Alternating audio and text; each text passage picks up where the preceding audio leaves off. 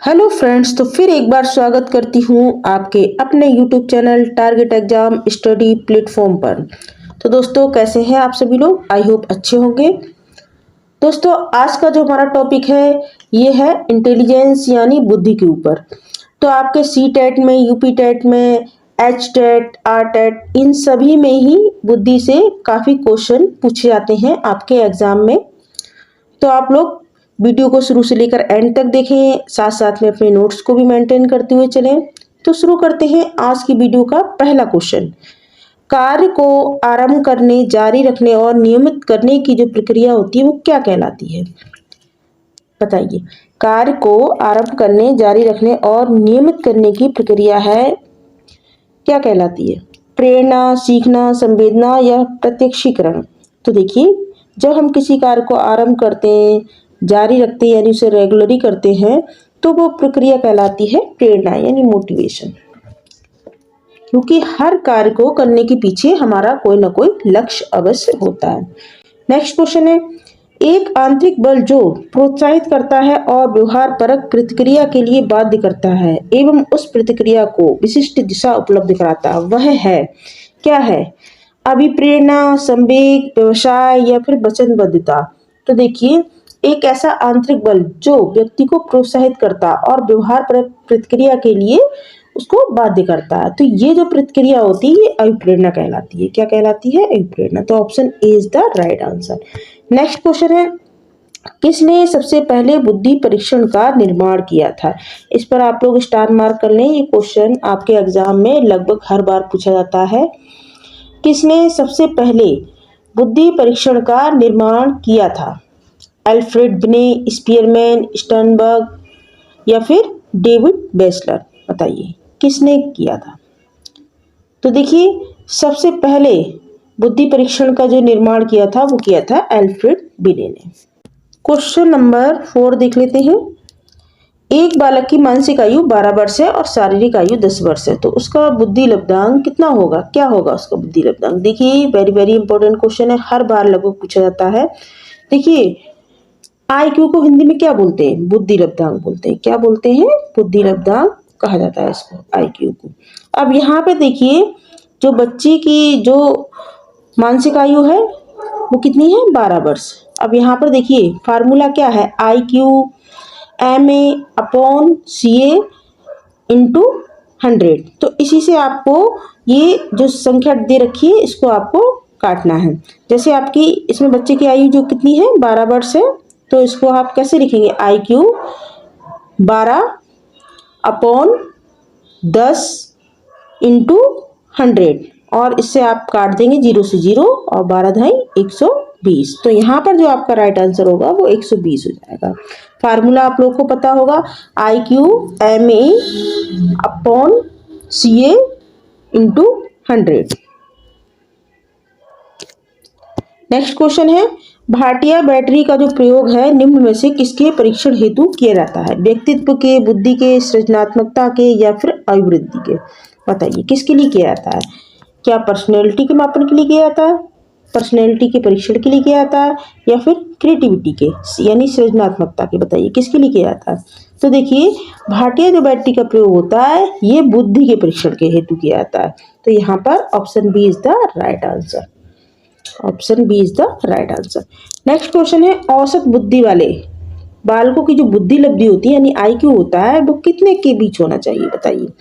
50 से 59 के बीच, या 90 से 109 के बीच, 70 से 89 के बीच, या 110 से 129 के बीच? कितना होना चाहिए औसत बुद्धि वाले यानी सामान्य वाले? बताइए इनका IQ कितना होना चाहिए? देखिए, आप लोगों को IQ याद रखने के लिए इसकी एक पूरी टेबल होती है जो आपको याद कर लेनी है। अगर आप इसको याद कर लेते हैं तो इनसे कोई भी क्वेश्चन अगर आपसे पूछा जाता है तो आप लोग उसे इजीली कर सकोगे। और ये क्वेश्चन मोस्टली हर बार आपके एग्जाम में पूछा ही जाता है, चाहे वो KBS का पेपर हो, यूपी टेट हो, सी टेट हो, ये लगभग सभी में ही पूछा जाता है। तो देखिए, यहाँ पर औसत बुद्धि वाले की बुद्धि लब्धि यानी IQ पूछा गया कि कितने से कितने के बीच होगी? तो ये होगी 90 से 109 के बीच। कितनी होगी? 90 से 109। 109 के अलावा वहाँ पर 110 भी लिखा हो सकता है कि 90 से 110 के बीच हो सकती है। तो ये आपका राइट आंसर हो जाएगा। नेक्स्ट क्वेश्चन है कि मानसिक आयु का जो प्रत्यय था किसने दिया था? विनय साइमन ने, स्टर्न ने, टर्मन ने या फिर सिरिल बार्ट ने? किसने दिया था? तो देखिए मानसिक आयु का जो प्रत्यय था ये दिया था विनय साइमन ने। तो option A is the right answer. Next question है बुद्धि पर वंशानुक्रम का प्रभाव होता है, ये किसने कहा है? बुद्धि पर वंशानुक्रम का प्रभाव पड़ता है या होता है, यह किसने कहा है? रसेल ने, गाल्टन ने, टर्मन ने या डॉक्टर माथुर? किसने कहा? देखिए यहाँ पर रसेल होगा, गलत लिखा हुआ है। बताइए किसने कहा है? तो देखिए यहाँ पर बुद्धि पर वंशानुक्रम का जो प्रभाव पड़ता है ये कहा है टर्मन ने। तो आपका सी आंसर राइट हो जाएगा। नेक्स्ट है कि निम्नलिखित में से कौन सा कथन बुद्धि के बारे में सत्य नहीं है? जो नहीं है वो आपको बताना है। यह एक व्यक्ति की मानसिक क्षमता है, बिल्कुल सही है। यह सामंजस्य यानी अनुकूलन स्थापित करने में सहायक होती है, बिल्कुल सही है। यह व्यवहार की गुणवत्ता से आंकी जाती है, ये भी आपका राइट है। अब आपका एक ही ऑप्शन रह जाता कि यह स्थायी एवं अपरिवर्तनशील व्यवस्था है, तो ये गलत है आपका, और जो गलत है यही आपका सही होगा क्योंकि यहाँ पर पूछा ही गलत है। नेक्स्ट क्वेश्चन है कि बुद्धि लब्धांक सामान्यता डॉट रूप से शैक्षणिक निष्पादन से संबंधित होती है। बताइए किससे संबंधित होती है? ये बुद्धि लब्धांक जो होता है सामान्यता किससे संबंधित होता है? मध्यम, कम से कम, पूर्ण या फिर उच्च? तो देखिए बुद्धि लब्धांक जो सामान्यता उच्च रूप से शैक्षणिक निष्पादन से संबंधित होती है। तो यहाँ पर option D is the right answer. Next question, बुद्धि के लिए कौन सा कथन सत्य नहीं है? देखिए एक क्वेश्चन और इसी तरह का है जैसा भी आपने पढ़ा है बिल्कुल, लेकिन इसके ऑप्शन थोड़े अलग हैं, तो आपको आयोग किसी भी तरीके से क्वेश्चन घुमा फिरा के दे सकता है। क्वेश्चन नंबर 11 देख लेते हैं। बुद्धि के लिए कौन सा कथन सही नहीं है? देखिए सही नहीं है मैं आपको आंसर देना। बुद्धि सीखने की योग्यता है, बिल्कुल है। बुद्धि समस्या हल करने की योग्यता, बिल्कुल है। बुद्धि परिश्रम करने की योग्यता है, क्या ये हो सकता है? नेक्स्ट है आपका कि बुद्धि नवीन परिस्थितियों के साथ अनुकूलन करने की योग्यता है, बिल्कुल हो सकता है। लेकिन यहाँ पर आपका नहीं में पूछा गया, निगेटिव पूछा गया है। तो देखिए यहाँ पर ऑप्शन सी आपका निगेटिव पॉइंट है कि बुद्धि परिश्रम करने की क्षमता है, बुद्धि परिश्रम करने की योग्यता है, यही आपका गलत है। तो ऑप्शन सी आपका राइट हो जाएगा। नेक्स्ट है थॉर्नडाइक ने बुद्धि का कौन सा सिद्धांत प्रतिपादित किया? ये भी क्वेश्चन आप लोग स्टार मार्क कर लें, ये आपको ध्यान रखना है कि थॉर्नडाइक ने बुद्धि का कौन सा सिद्धांत दिया है, कौन सा सिद्धांत प्रतिपादित किया है? बताइए, एक कारक सिद्धांत, द्विकारक सिद्धांत या बहुकारक सिद्धांत या फिर त्रियामी सिद्धांत? तो देखिए थॉर्नडाइक का जो सिद्धांत है ये बहुकारक सिद्धांत है। कौन सा है? बहुकारक सिद्धांत है, इसको आपको ध्यान रखना है। इसके अलावा यदि पूछा जाए कि द्विकारक जो सिद्धांत है वो किसका है, तो आप लोग स्पीयरमैन लगाएंगे। त्रियामी सिद्धांत के बारे में पूछा जाता तो आप गिलफोर्ड लगाएंगे। आप देखते हैं नेक्स्ट क्वेश्चन, बुद्धि का विकास पूर्ण हो जाता है। बताइए बुद्धि का जो विकास है वो पूर्ण हो जाता है तो कब हो जाता है, किस एज में हो जाता है? 16 से 18 के बीच, 14 से 16 के बीच, 10 से 14 वर्ष के बीच या फिर 17 से 20 वर्ष के बीच? तो देखिए बुद्धि का जो विकास होता है ये 14 से 16 वर्ष के बीच कैसा हो जाता है, लगभग पूर्ण हो जाता है। तो यहाँ पर जो आपका ऑप्शन बी होगा ये आपका राइट हो जाएगा, option B. Option B is the right answer. Next question है कि बुद्धि के तरल और ठोस प्रतिमान के प्रतिपादक कौन है? कैटेल, थॉर्नडाइक, बर्नन या फिर स्किनर? तो देखिए बुद्धि के जो तरल और ठोस प्रतिमान के जो प्रतिपादक थे वो थे कैटेल। तो option A is the right answer. Question number 15 देख लेते हैं कि बुद्धि का एक कारक सिद्धांत किसने दिया था? स्पीयरमैन, गाल्टन, साइमन, बिनी, टर्मन, स्टर्न? तो देखिए ऑप्शन डी। देखिए बुद्धि का जो एक कारक सिद्धांत है इसके लिए बिनी, टर्मन, स्टर्न तीनों को ही जाना जाता है। तो ऑप्शन में तीनों भी एक साथ हो सकते हैं, अलग अलग भी हो सकता है, तो आप इन तीनों के ही नाम ध्यान रखें। जहां भी बुद्धि के एक कारक सिद्धांत की बात हो तो आप इनमें से इन तीनों को भी लगा सकते हैं, या अलग अलग नाम दिए हो तब भी आप इन तीनों में से ही चूज करेंगे। नेक्स्ट क्वेश्चन है बुद्धि पहचानने तथा सीखने की शक्ति, यह कथन किसका है? स्पीयरमैन, स्टर्न, गाल्टन या फिर बकिंघम? बताइए किसका है ये? तो देखिए इसका जो आपका राइट आंसर होगा वो हो जाएगा option C Galton. Next question है कि किसने एक कारक सिद्धांत को निरंकुशवादी बताया है। इस पर भी आप लोग स्टार मार्क कर लें। किसने एक कारक सिद्धांत को निरंकुशवादी सिद्धांत बताया है, तो ये जॉनसन ने बताया है।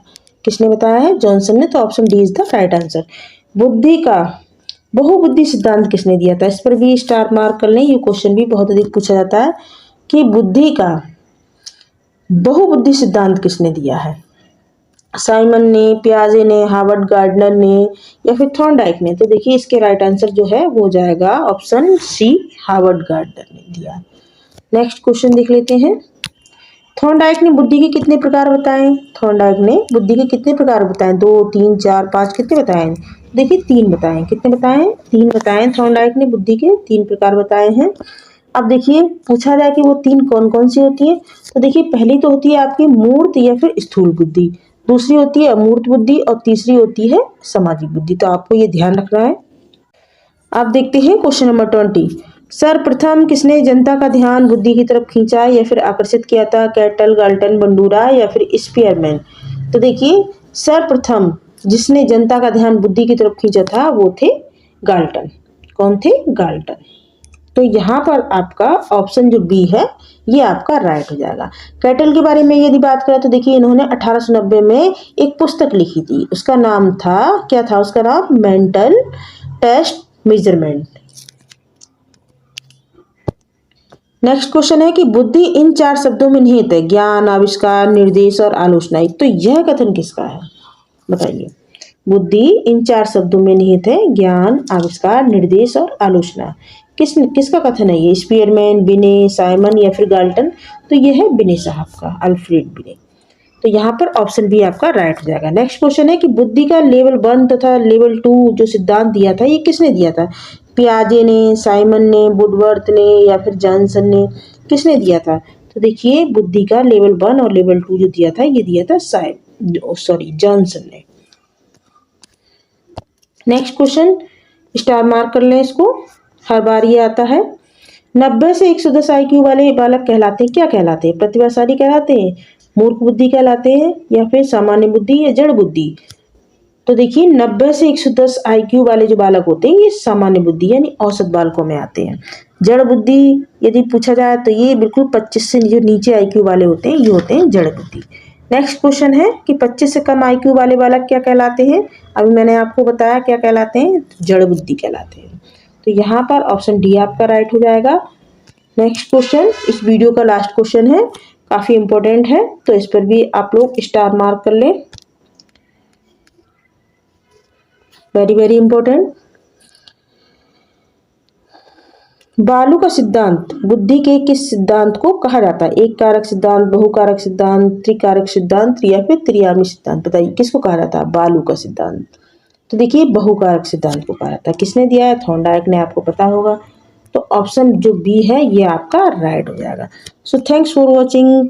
दोस्तों वीडियो आपको कैसा लगा? अच्छा लगा हो तो कमेंट करके जरूर बताएं कि आपके 25 में से कितने क्वेश्चन जो है वो राइट जा रहे हैं। और जो भाई बहन पहली बार जुड़ रहे हैं तो वो लोग चैनल को सब्सक्राइब कर लें, जिससे आपको आने वाली वीडियो का नोटिफिकेशन भी मिल जाए। Thank you.